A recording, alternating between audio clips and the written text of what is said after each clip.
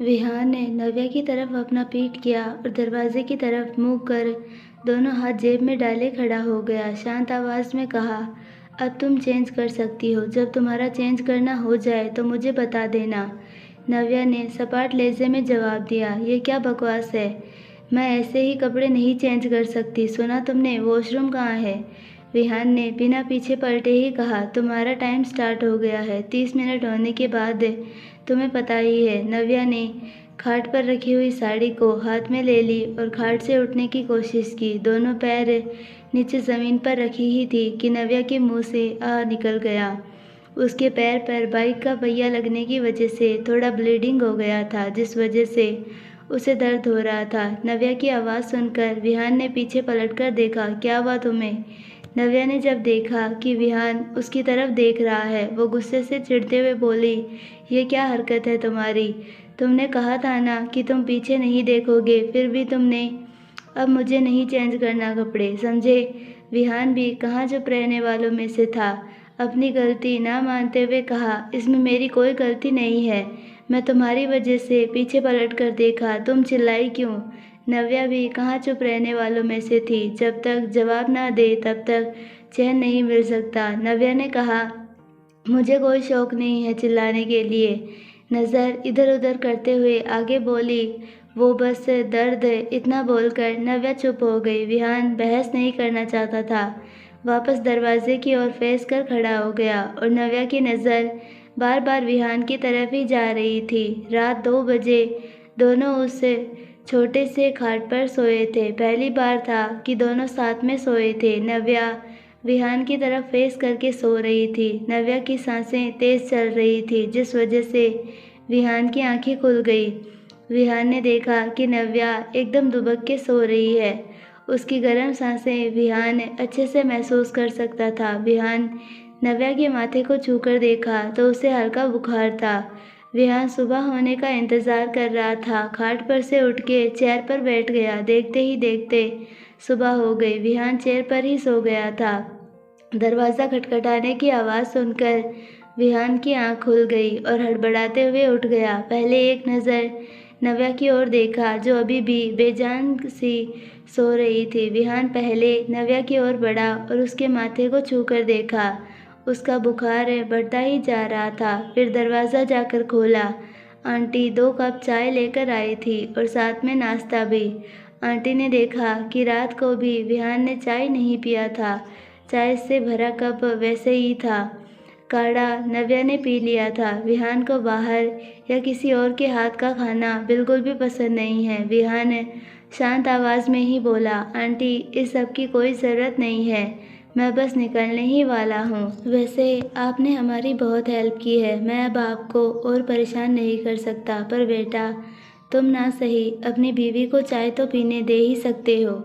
Aunty की जिद सुनकर उनके हाथ से चाय और नाश्ते का ट्रे ले लिया और आंटी से 1 मिनट रुकने के लिए कहा। विहान पहले अंदर जाकर चेयर पर ट्रे रख दिया और वापस आंटी के पास आकर कहा, थैंक यू आंटी, आपने हमारी बहुत मदद की। उन दोनों की बातें सुनकर नव्या भी उठ गई। धीरे धीरे उठकर खाट पर बैठ गई। उसकी शक्ल देखकर यही लग रहा था कि बहुत थकी हुई है।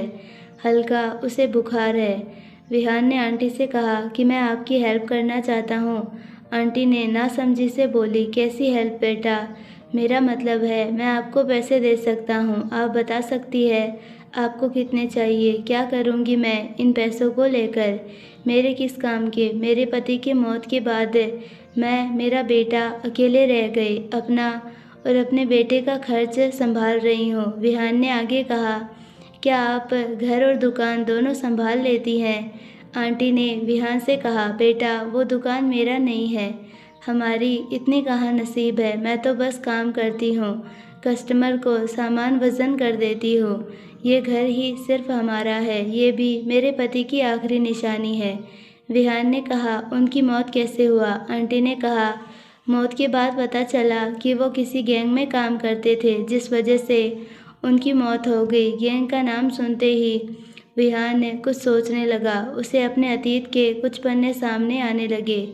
विहान अपना अतीत अब याद नहीं करना चाहता था। अब वो एक पल भी यहाँ पर रुकना नहीं चाह रहा था। इसीलिए विहान पीछे मुड़ा और नव्या को उठा देखकर अब हमें निकलना होगा, आंटी ने कहा।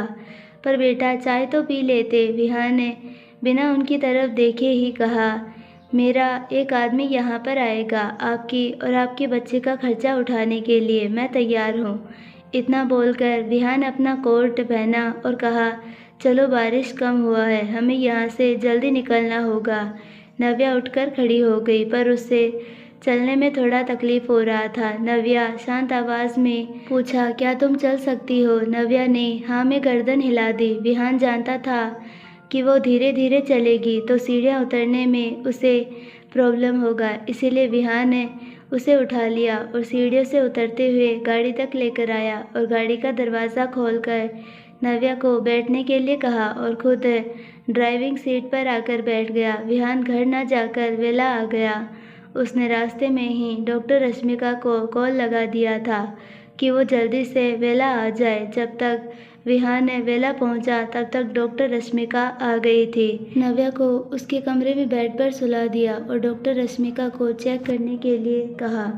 डॉक्टर रश्मिका ने पैरों पर पट्टी बांधी और शोल्डर पर सेफ्टी पिन से लगा था, वहाँ पर भी बैंडेज लगा दी और इंजेक्शन देते हुए बोली, आप इन्हें सिर्फ बेड रेस्ट करने दे। पास में खड़े विहान से डॉक्टर रश्मिका ने बोला, मिस्टर खुराना कोई प्रॉब्लम नहीं है, बस हल्का सा उन्हें बुखार चढ़ गया है। इंजेक्शन लगा दी हूँ, अभी कुछ घंटों में ठीक हो जाएगी और प्लीज़ इन्हें खाने पीने के लिए ज़्यादा ध्यान देना पड़ेगा क्योंकि वो बहुत कमज़ोर होती जा रही है। विहान को इतना अंदर से समझ गया कि वो कल पूरा दिन उसने खाना नहीं खाया था। विहान ने सर हाँ में हिला दिया और डॉक्टर रश्मिका को इतना बोलकर चली गई। विहान एक नज़र नव्या की तरफ देखा जो सुकून से सो रही थी। उसे इस तरह सोता देखकर विहान अपने कमरे में आ गया फ्रेश होने के लिए। London Thomas hospital, London. रात का समय, इंडिया में सुबह हो गया था। वहीं अभी 5-6 घंटे का फ़र्क लंदन में रात है। वहीं रात के समय में लंदन में राज हॉस्पिटल के कमरे में सोफे पर बैठा लैपटॉप पर विहान खुराना के बारे में सर्च कर रहा था। उसकी पूरी तरह डिटेल्स चेक किया। आखिर मेरी इसके साथ क्या दुश्मनी थी? इसने क्यों मेरे साथ ऐसा किया? इसने क्यों नव्या के साथ शादी किया? राज के दिमाग में बहुत सारे क्वेश्चन एक साथ घूम रहे थे, पर जवाब देने के लिए कोई नहीं था क्योंकि शादी वाले पिक्चर्स और कल पार्टी वाले पिक्चर सारे गूगल पर सर्च करके राज देख रहा था और पूरी तरह से जूम करके एक एक पिक्चर राज देख रहा था। राज को इतना गुस्सा आ रहा था कि वो अभी भी जाकर विहान खुराना का खून कर दे, पर वो अपने हाथों मजबूर था। राज को इतना गुस्सा आ रहा था कि उसके सर के पास वाली नसें गुस्से से उभर रही थी जिससे अभी फट जाएगा और अंदर ही अंदर वो दांत पीस रहा था। साथ में मुट्ठियाँ पूरी तरह कसकर बंद कर लिया और खुद से कहा, विहान खुराना तूने ठीक नहीं किया। तेरा और मेरी कोई दुश्मनी नहीं थी, तूने सामने से दुश्मनी का ऐलान किया है। तूने ठीक नहीं किया मेरे और नव्या के साथ। उतने में एक नर्स आ गई। राज के पास आकर बोली, come on sir, now you have to rest, your turn off the laptop. Raj उसकी बात मानकर पहले सर झुका दिया और लैपटॉप को साइड में रख नर्स के साथ बेड तक चला गया। राज के आंखों पर नींद नहीं थी। वो तो सिर्फ बदला लेने के लिए सोच रहा था कि कब वो इंडिया जाए और विहान खुराना को सबक सिखाए। जो उसने किया है वो ठीक नहीं किया और अपन नव्या को उसके चंगुल से छुड़ा ले बस। इंडिया में दोपहर का समय। विहान घर पर नहीं था, ऑफिस के लिए निकल गया। कुछ ही घंटे का काम था जो अर्जेंट उसे निपटाना पड़ा, पर बारिश रुकने का नाम ही नहीं ले रही थी। जगह जगह पर बारिश की वजह से रास्ते ब्लॉक हो गए थे। नव्या की आंखें खुली और वो खुद को पहले से बेटर फील कर रही थी। नव्या पहले जाकर फ्रेश हो गई और खाना खाने के लिए नीचे आई, पर वेला में आज ज़्यादा कोई नहीं दिख रहा। 2-3 लोगों को छोड़कर जहाँ तहाँ सन्नाटा ही था। नव्या ने हल्का खाना खाकर वापस अपने कमरे में चली गई। उसे पूरा दिन निकालना बोर हो रहा था। टीवी चालू की और मूवी देखने लगी कि तभी उसे महसूस हुआ कि उसे पीरियड्स चालू हो गए हैं। नव्या कंफर्म करने के लिए वॉशरूम में गई। चेक किया तो सचमुच से पीरियड्स आ गए थे। अब क्या करे? नव्या जब से यहाँ पर आई थी उसे फर्स्ट टाइम पीरियड आए थे, पर अभी उसके पास तो पैड ही नहीं है। खुद से बुदबुदाते हुए वॉशरूम से बाहर निकली। अब मैं क्या करूं? इस विला में उसके सिवाय कोई और यहाँ पर नहीं है और बारिश हो रही है। नव्या जैसे तैसे करके नीचे आई। नव्या बाहर जाने के लिए गेट तक आ गई थी कि गार्ड ने उसे रोक लिया। कहा, मैम आप बाहर नहीं जा सकती, ये सर का ऑर्डर है। नव्या शांत आवाज़ में बोली, मैं कहीं भाग के नहीं जा रही हूँ, बस मेडिकल जाना है, 5 मिनट में आ जाऊँगी। नव्या की बातें सुन गार्ड को ज़रा भी यकीन नहीं हुआ, क्योंकि वेला में सबको पता था नव्या भागने की कितनी बार कोशिश की है। वो अपने बॉस के हाथों मरना नहीं चाहता था। गार्ड नज़रें झुकाए कहा, मैम जब तक मैं सर को इन्फॉर्म ना कर दूं, सर का ऑर्डर नहीं मिलता, तब तक मैं आपको कहीं नहीं जाने दे सकता। नव्या को पता था कि विहान उसे बाहर नहीं जाने देगा, पर वो इस हालत में रह भी तो नहीं सकती, क्योंकि उसका ड्रेस खराब हो जाएगा। नव्या हार मानकर गार्ड से बोली, तो पूछो अपने बॉस से, सिर्फ मुझे 5 मिनट के लिए बाहर जाना है। गार्ड को एक सेल फ़ोन दिया गया था, जब प्रॉब्लम हो तब वो यूज़ करे। गार्ड के कॉल करने पर भी विहान ने कॉल अटेंड नहीं किया। गार्ड ने तुरंत वॉइस रिकॉर्डिंग भेज दिया, फिर भी विहान का कोई रिस्पांस नहीं दिया। गार्ड ने तुरंत नव्या से कहा, मैम आप अंदर जाइए, सर का जैसे ही रिप्लाई आएगा मैं आपको इन्फॉर्म कर दूंगा। नव्या को इतना तो समझ आ गया, गार्ड उसे जाने नहीं देगा, वो कितना भी रिक्वेस्ट कर ले।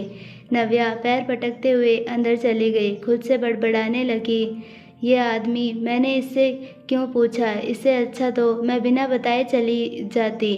खुराना मेंशन विहान घर नहीं आया, जिसकी वजह से अनिका जी थोड़ी नाराज़ थी, जिस वजह से वो बड़बड़ाए जा रही थी। वेदिका ने बड़बड़ाते हुए देखकर कहा, माँ से बोली, माँ आप बेवजह परेशान होती है, जाने दो, अब भाई घर नहीं आए तो क्या हुआ, हम उनके पास से चलकर मिलाते हैं। अनिका जी ने कहा, हाँ तुम सही कह रही हो, शाम तक इंतज़ार करूँगी, अगर वो नहीं आया तो हम चलेंगे।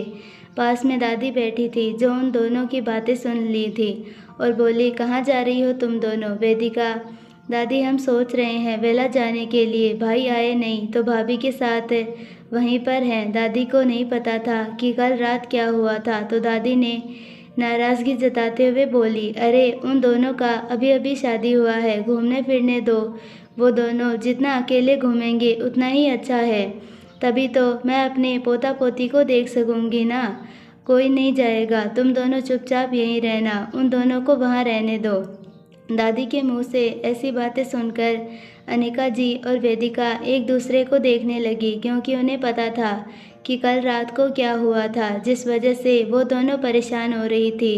पर दादी की बात सुनकर दोनों कुछ नहीं बोली। पास में ही मालविका भी खड़ी थी। दादी की बातें सुनकर अंदर ही अंदर उसका खून उबल रहा था और दादी को पूछते हुए मन में सोचने लगी, इस बुढ़िया का तो टाइम हो गया है ऊपर जाने का, पर ये यहाँ क्या कर रही है? इस बुढ़िया को लगता है कुछ काम धाम नहीं है। उसे दादी के मुंह से बच्चे वाली बात सुनकर मालविका को अच्छा नहीं लग रहा था, जिस वजह से बात को ज़्यादा ना खींचते हुए वो बीच में बोल पड़ी, विहान ने आज के ज़माने का यंग बॉय है, वो इतना जल्दी तो बेबी के बारे में नहीं सोचेगा। पास में बैठी दादी, जो रुद्राक्ष का माला का मोती काउंट कर रही थी, मालविका के मुंह से ऐसी बातें सुनकर रुक गई और मुंह टेढ़ा करते हुए बोली, अरे कौन बोला ऐसा कि आज के ज़माने के बच्चे पैदा नहीं करते? क्या ऐश्वर्या राय ने नहीं किया? उसने भी तो किया ना। अगर विहान ने शादी किया है तो कल बच्चा भी पैदा करेगा, देख लेना, बहुत जल्दी गुड न्यूज़ सुनाई देगा मुझे। बिना पोता पोती देखे मैं मरूंगी नहीं। हाँ। दूसरी तरफ वेला में नव्या पैर पटकते हुए अंदर आ गई। अपने कमरे में जाकर इधर से उधर घूमने लगी। गुस्से में ज़ोर ज़ोर से चिल्ला भी रही थी, कैसा भेड़िया है, अब मैं क्या अपने खुद के पर्सनल काम के लिए भी नहीं जा सकती? इसने तो सिर्फ मुझे पिंजरे में बंद करके रख दिया है। नव्या खुद से ही क्वेश्चन किए जा रही थी और जवाब भी खुद ही दिए जा रही थी। दुनिया भर की गालियाँ विहान को दे चुकी थी, खुद से ही बड़बड़ाई जा रही थी, क्या करूं? इसी तरह तो मैं नहीं रह सकती। क्यों मैं नीचे गई? क्यों मैंने गार्ड्स के सामने गई? इससे अच्छा तो मैं छुप छुपा के चली गई होती, जैसे पिछले टाइम में गई थी। हाँ, मुझे ऐसा ही करना चाहिए था। नव्या का दिमाग काम नहीं कर रहा था, वो इस वक्त क्या करे। उसने सारी तरकीब लगा ली पर उसका दिमाग काम नहीं किया और हार मानकर मिरर में देखकर खुद से बोली, चल नव्या, बेड पर सो जाती हूँ, जिस वजह से पीरियड्स का ब्लीडिंग थोड़ा कम होगा। तब तक रायज़ादा का जवाब आएगा, तब देखा जाएगा। बाहर मौसम भी खराब हो रहा था, बारिश दोगुनी बढ़ती जा रही थी। खुराना इंडस्ट्री में विहान अपना काम निपटाकर अपने केबिन में आकर बैठा। विहान बहुत रिलैक्स था क्योंकि उसकी एक इम्पोर्टेंट मीटिंग ख़त्म जो किया था बहुत ही इम्पोर्टेंट थी उसके लिए। विहान अपना मोबाइल हाथ में लिया और चेक करने लगा। उसने देखा कि वेला के गार्ड से 1-2 मिस कॉल किए हैं और एक वॉइस रिकॉर्डिंग आया है। विहान बिना देरी किए पहले वॉइस रिकॉर्डिंग ओपन किया और सुनने लगा, जिसमें रिकॉर्ड गार्ड्स ने कहा था, सर, मैम बाहर जाना चाहती है, क्या मैं उन्हें इस वक्त बाहर जाने दूं? आपको मैं कॉल कर रहा हूं पर आपने कॉल रिसीव नहीं किया, जिस वजह से मैं आपको वॉइस रिकॉर्डिंग भेज रहा हूं। आप जैसे ही फ्री हो जाए प्लीज़ रिप्लाई दीजिएगा। मैम बहुत ज़्यादा ज़िद कर रही थी। उन्होंने कहा कि सिर्फ 5 मिनट के लिए बाहर जाने की अनुमति मांग रही है, पर मैंने उन्हें जाने नहीं दिया। वो इस वक्त वेला में ही है। विहान इतना सुनकर मोबाइल बंद कर दिया, लंबी सांस लिया, गर्दन टेढ़ा करते हुए खुद से कहा, आखिर ये इस वक्त कहाँ जाना चाहती है? बीमार है, फिर भी बाहर जाना चाहती है। इस लड़की में बहुत अकड़ है, बेवकूफ़ लड़की, एक भी मौका नहीं छोड़ती बिना मेरा दिन खराब किए। लगभग आधे घंटे के बाद विहान वेला में आ गया। इस वक्त शांत नज़र आ रहा था। सीढ़ियाँ चढ़ते हुए अपने कमरे में जा ही रहा था कि पहले नव्या का कमरा था। विहान दरवाजे के पास रुक गया। कमरे में टीवी की आवाज़ आ रही थी। विहान रुका नहीं, पहले अपने कमरे में चला गया। सबसे पहले उसने शावर लिया, ब्लैक टी शर्ट और पैंट पहनकर बाहर आया और नव्या के कमरे की ओर बढ़ गया। दरवाज़ा बिना नॉक किए ही अंदर चला आया। दरवाजे की आवाज़ सुनकर नव्या उसी डायरेक्शन में देखी। उसे यकीन नहीं हो रहा था कि विहान इतना जल्दी आ गया। नव्या इस वक्त सर के नीचे 2 पिलो और एक पेट के ऊपर लेके सो के टीवी देख रही थी। उसका हल्का पेट में दर्द हो रहा था। विहान कमरे में आते ही सबसे पहले नव्या को देखकर पूछा, कैसी है तुम्हारी तबीयत? क्या तुम ठीक हो? नव्या उसे कोई जवाब नहीं दी। उसे तो बहुत गुस्सा आ रहा था कि इस अड़ियल आदमी ने मुझे 5 मिनट के लिए भी बाहर नहीं जाने दिया। नव्या उसे फुल इग्नोर कर टीवी देखने लगी। विहान आगे कुछ ना बोलकर जाकर सोफे पर बैठ गया और अपना मोबाइल निकालकर चेक कर रहा था। विहान वापस नव्या की ओर देखकर कहा, क्या तुम बताओगी कि तुम बाहर क्यों जाना चाहती थी? नव्या ने कोई जवाब नहीं दिया। विहान ने आगे कहा, क्या आज के दिन मुझे जवाब दोगी तुम? तुम्हें क्यों बाहर जाना था? विहान अच्छे से देख सकता था कि नव्या की तबीयत ठीक है, फिर ये बाहर क्यों जाना चाहती है? उसका इग्नोर करना विहान को कुछ समझ में नहीं आ रहा था कि तभी विहान की नज़र टीवी की ओर देखने लगा। इस वक्त नव्या हॉलीवुड रोमांटिक मूवी देख रही थी जिसमें अभी एक्शन फाइट चालू था। विहान भी आराम से टेक लगाकर सोफे पर बैठ गया और मोबाइल साइड में रख दिया। विहान काफ़ी टाइम से उसने मूवी नहीं देखा था। यूँ कहा जाए तो साल बीत गए होंगे उसने मूवी नहीं देखा, पर आज वो भी मूवी चुपचाप देखने लगा। कमरे में एकदम शांति थी, सिर्फ मूवी की आवाज़ आ रही थी। लगभग 45 मिनट दोनों ही मूवी देख रहे थे कि अचानक से मूवी का सीन चेंज हो गया। फाइट के बाद रोमांटिक सीन चालू हो गया जिसमें लड़का लड़की दोनों एक दूसरे को पैशनेट किस कर रहे थे। कमरे का माहौल थोड़ा ऑकवर्ड हो गया। विहान सोफे पर बैठा था। विहान नव्या की तरफ पीठ कर दी और करवट बदल कर टीवी देख रही थी, पर यह सीन देखकर उसे बहुत अजीब लगने लगा। नव्या रिमोट चेक करने लगी चैनल चेंज करने के लिए। उतने में सीन में उस लड़के ने लड़की के टॉप के अंदर हाथ डाल उसके टी शर्ट निकालने लगा। नव्या लेटी हुई थी, अपना टेबल की ओर हाथ बढ़ाकर रिमोट हाथ में ली। उसने जब तक अपने हाथ में रिमोट ली तब तक सीन में लड़के ने लड़की का टॉप निकालकर फेंक दिया। नव्या को अब 1 सेकंड टीवी की ओर नज़र उठाकर नहीं देख सकती थी। वो बस लेटी हुई है, चैनल चेंज करने लगी, पर टीवी का चैनल चेंज नहीं हो रहा था। पास में बैठा विहान नव्या को एक नज़र देखा और वापस टीवी की ओर देखने लगा। उसे कोई फ़र्क नहीं पड़ रहा था। तब तक सीन में लड़के ने खुद का टी-शर्ट निकालकर फेंक दिया।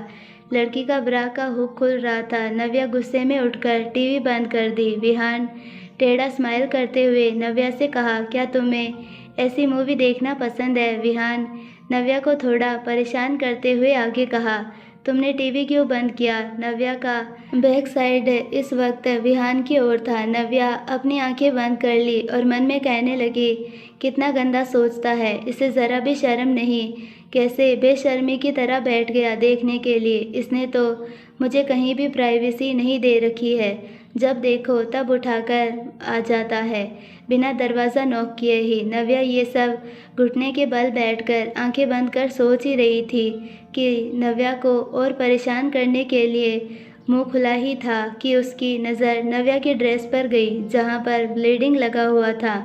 विहान उठ खड़ा हुआ और नव्या से पूछा, क्या हुआ है तुम्हें? ये ब्लीडिंग कैसा? क्या तुम्हारे बैंडेज खुल गए हैं?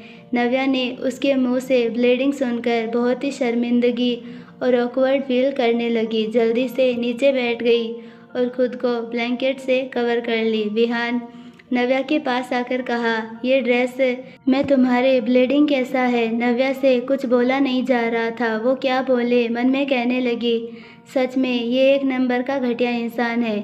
इसे क्या ये भी नहीं पता लड़कियों की प्रॉब्लम होती है?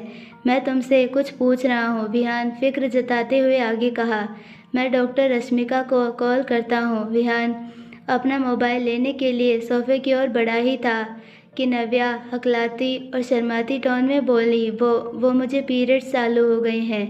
नव्या को अब इसके आगे कुछ बोला नहीं जा रहा था। उसने अपनी आंखें बंद कर ली, दोनों हाथों से माथे पर रफ करने लगी कि पीछे से विहान ने कहा, क्या डॉक्टर रश्मिका को बुलाऊं? विहान को इतना तो पता था कि पीरियड्स में लड़कियां थोड़ी वीक हो जाती है। विहान कमरे से बाहर जाने लगा। जाते जाते कहा, तुम फ्रेश हो जाओ। विहान दरवाजे तक ही गया था कि नव्या पीछे से बोली, सुनो एक मिनट। विहान ने पीछे पलटकर देखा तो नव्या उसे बेचारा सा मुंह बना के देख रही थी। विहान शांत वॉइस में कहा, हाँ बोलो। वो मुझे मेडिकल जाना था, पर मुझे गार्ड्स ने जाने नहीं दिया, बिना तुम्हारी परमिशन के। सिर्फ 5 मिनट के लिए जाना था। पैड्स नहीं है मेरे पास, लास्ट का वर्ड है। नव्या एकदम स्लो बोलने लगी। नव्या की बात सुनकर विहान उसकी प्रॉब्लम अच्छे से समझ गया। विहान नव्या की ओर बढ़ गया, उसके सामने आके खड़ा हुआ कि नव्या नज़रें उठा के विहान को देखकर बोली, अब क्या मैं जाऊं? बाहर बारिश देख रहे हो कितना हो रही है, मुंबई डूबने की कगार में आया है और तुम बाहर जाओगी, बह के कहीं चली जाओगी, किसी को पता भी नहीं चलेगा किस गली और गटर में गई हो। नव्या सपाट लहजे में बोली, तो क्या अब मैं ऐसे ही रहूं? विहान की नज़र वाइट बेडशीट पर गई। 2-4 जगह ब्लड के धब्बे लगे थे। विहान ने वापस शांत आवाज़ में कहा, तुम वॉशरूम में जाओ, मैं इंतज़ाम करवाता हूँ। विहान इतना बोल के बाहर चला गया। नव्या बेड से उठ के वॉशरूम में भागकर चली गई। विहान नीचे लिविंग एरिया आया। किसको भेजे? शिव तो कल रात से मेंशन में था। बारिश की वजह से कुछ सर्वेंट आए नहीं थे। विहान हाथ में मोबाइल और की लेकर कार में आके बैठकर कार स्टार्ट किया। ऊपर से बारिश तो रुकने का नाम ही नहीं ले रहा था। विहान पास में ही मेडिकल पर गया, जो सिर्फ 5 मिनट के ही डिस्टेंस पर था। कार में बैठे ही मेडिकल की तरफ देख रहा था। उसे ये सब करना पसंद तो नहीं था, पर वो अब कर भी क्या सकता है? आखिरकार लाया तो उसने ही है। नव्या को उसकी सारी जिम्मेदारियों को अब उसे ही झेलना है। विहान कार से निकला और मेडिकल की तरफ चल दिया। मेडिकल बहुत बड़ा था, क्योंकि साथ में अटैच हॉस्पिटल भी था। मेडिकल में बहुत सारे लोग मेडिसिन ले रहे थे।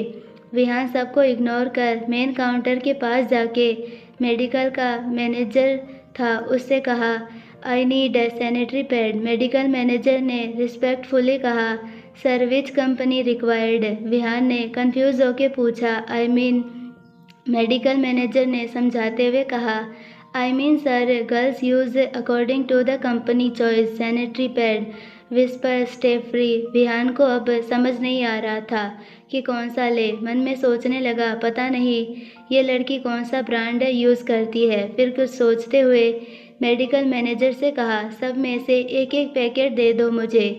पर वो जितने लोग खड़े थे सब लोग विहान की तरफ देखने लगे। विहान सब में से बड़े बड़े साइज़ के पैकेट ले लिया। जब पेमेंट के लिए कार्ड निकाला, कार्ड देखकर मैनेजर को पूरा यकीन हो गया कि यही विहान खुराना है।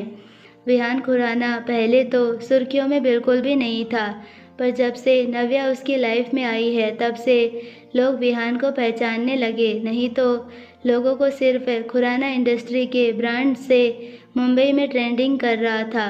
विहान मीडिया से कोसों दूर हमेशा से रहा है। विहान सारे सैनिटरी पैड उठाया, लाकर कार में रख दिया और ड्राइविंग सीट पर बैठकर ड्राइविंग करने लगा। 5 मिनट बाद वेला आया। बिना देरी किए जल्दी से नव्या के रूम के पास आया। दरवाज़ा नॉक किया पर नव्या का कोई रिस्पॉन्स नहीं की, क्योंकि वो वॉशरूम में थी। विहान ने बेड पर सारे सैनिटरी पैड रख दिए। वॉशरूम का दरवाज़ा नॉक करते हुए कहा, बाहर आके लेकर जाओ। विहान की आवाज़ सुनकर नव्या वॉशरूम में हड़बड़ा सी गई। खुद से बोली, क्या आदमी है। फिर बिना नॉक किए ही वापस अंदर आ गया। अब कहीं वॉशरूम में ना आ जाए, इसका कुछ भरोसा नहीं। विहान थोड़ा लाउड वॉइस में कहा, क्या तुम बाहर आ रही हो। विहान के मुंह से इतना सुनकर नव्या बोली, मैं बाहर नहीं आ सकती, क्योंकि इस वक्त क्या। विहान बार बार क्वेश्चन कर रहा था। नव्या को गुस्सा आने लगा था। आई होप आपको ये पार्ट पसंद आया होगा। अगर पसंद आया है तो प्लीज़ वीडियो को लाइक, शेयर और चैनल को सब्सक्राइब ज़रूर कीजिए और बेल आइकन नोटिफिकेशन को ऑल पर सेलेक्ट कर दीजिए, ताकि हमारी सारी वीडियोस की नोटिफिकेशंस आपको मिलते रहे। मिलते हैं नेक्स्ट पार्ट में, तब तक के लिए बाय, धन्यवाद।